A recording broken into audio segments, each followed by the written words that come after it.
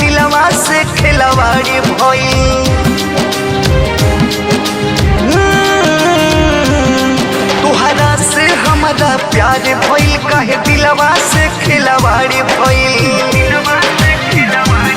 खुश रहो ये अर्जी रही राम से, हम जिहिले सहारा लेके जाम के। बस जियो तानी गोरी तोहरे नाम से, हम जिहिले सहारा लेके जाम के।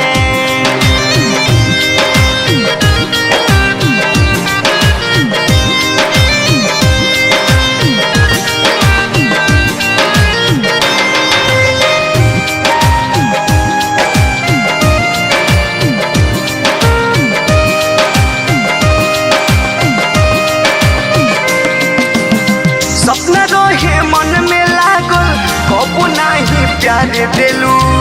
एक पत्थर दिलवा पर तू बोल काहे मार देलू।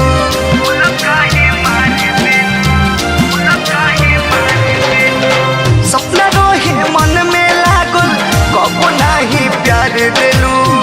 एक पत्थर दिलवा पर तू बोल काहे मार देलू।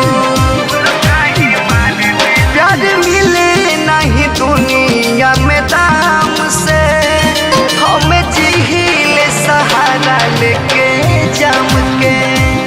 बस जियो तानी गोरी तोहरे नाम से, हम जिहिले सहारा लेके जाम के।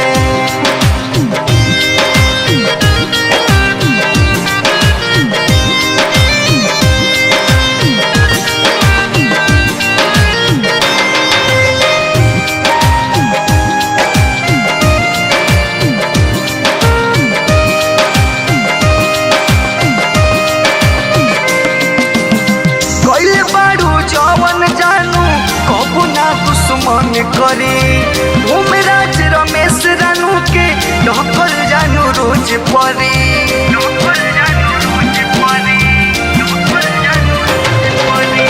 पहले बारू जवन जानू कबू ना दुश्मन करी धूमराज रमेश रानू के ढकल जानू रोज परी। झूठ बोलले बारू नीते से न